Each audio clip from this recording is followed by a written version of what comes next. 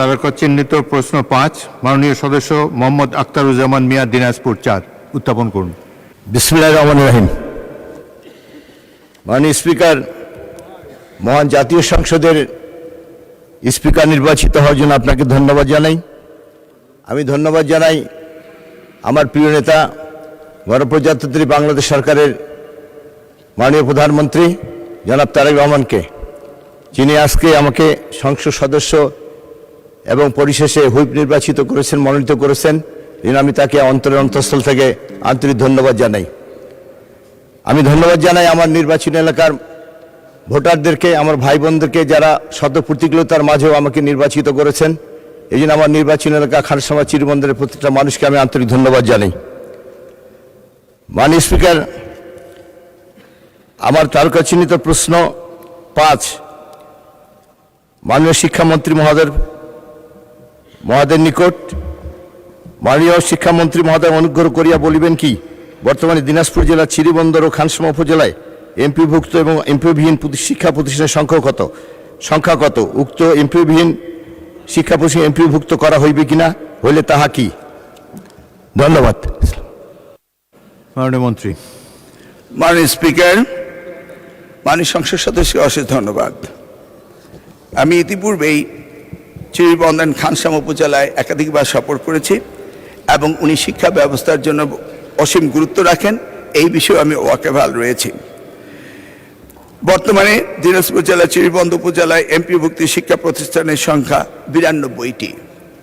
বর্তমানে দিনাজপুর জেলা চিরিবন্দর উপজেলায় এমপিওবিহীন শিক্ষা প্রতিষ্ঠানের সংখ্যা 6টি। বর্তমানে দিনাজপুর জেলা খানসামা উপজেলায়, যেটি উনার আরেকটি নির্বাচনী এলাকায়, এমপিভুক্ত শিক্ষা প্রতিষ্ঠানের সংখ্যা 70টি এবং খানসামা উপজেলায় এমপিওবিহীন শিক্ষা প্রতিষ্ঠানের সংখ্যা 10টি, সর্বমোট 16টি এমপিওবিহীন। সরকার কর্তৃক পর্যায়ক্রমে এমপিওবিহীন শিক্ষা প্রতিষ্ঠানসমূহকে এমপিভুক্তকরণের চলমান কার্যক্রম রয়েছে। উল্লেখযোগ্য যে, যেটা আমি আগেও বলেছি, অন্তর্বর্তীকালীন সময়ে সরকার 2025-26 যে আবেদন নিয়েছিল, 14/1/2026 থেকে 25/1/2026 পর্যন্ত 3615টি শিক্ষা প্রতিষ্ঠানের আবেদন দাখিল করা হয়েছিল। বর্তমানে নতুন সরকার, আমরা নতুনভাবে অ্যাপ্লিকেশন নেব এবং বিগত অ্যাপ্লিকেশনগুলোকে নিয়ে আমরা পর্যালোচনা সাপেক্ষে, অর্থ অনুমোদন সাপেক্ষে আমরা আগামী দিনে ব্যবস্থা নিব বলে আশা রাখছি। ধন্যবাদ মাননীয় স্পিকার, আপনার মাধ্যমে মাননীয় সংসদ সদস্যকে। মাননীয় সদস্য আখতারুজ্জামান মিয়া একটি প্রশ্ন উত্থাপন করতে পারেন, সম্পূরক প্রশ্ন। মাননীয় স্পিকার, আপনাকে ধন্যবাদ। আমি মাননীয় মন্ত্রী মহোদয় নিকটে বলতে চাই, সেটা হচ্ছে যে আমাদের যে ব্যবস্থাপনা পরিষদ আছে স্কুল, মাধ্যমিক এবং উচ্চ মাধ্যমিক পর্যায়ে, এই ব্যবস্থাপনা পরিষদ সম্পর্কে নতুন কোনো চিন্তাভাবনা আছে কিনা। এবং দ্বিতীয় প্রশ্ন আরেকটি করতে চাই সম্পূরক, সেটা হচ্ছে অনেক ইন্টারমিডিয়েট কলেজের ডিগ্রি খোলা হয়েছে, কিন্তু সেইখানকার ওই সমস্ত প্রতিষ্ঠানের প্রভাষকরা কিন্তু এখন পর্যন্ত কোনো বেতন ভাতা বা তাদের এমপিভুক্ত করা হয়নি, যার জন্য লেখাপড়ার মান দিন দিন নিচের দিকে চলে যাচ্ছে। এ ব্যাপারে কোনো প্রয়োজনীয় ব্যবস্থা নেবেন কিনা মন্ত্রী মহোদয়ের কাছে জানতে চাই। মাননীয় স্পিকার, আপনাকে ধন্যবাদ। মাননীয় মন্ত্রী। মাননীয় স্পিকার, আপনাকে অশেষ ধন্যবাদ।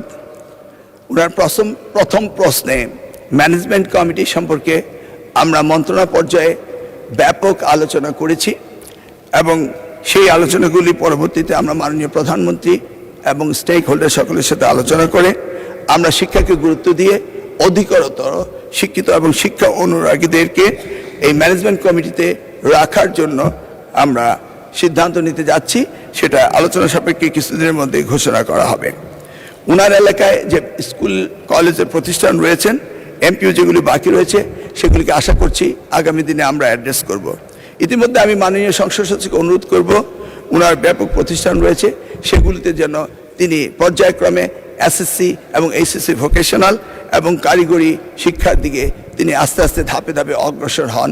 সেটি হচ্ছে আমাদের প্রধানমন্ত্রীর প্রত্যাশা। এই বলে ধন্যবাদ দিয়ে শেষ করছি। মাননীয় স্পিকার, আপনাকে ধন্যবাদ।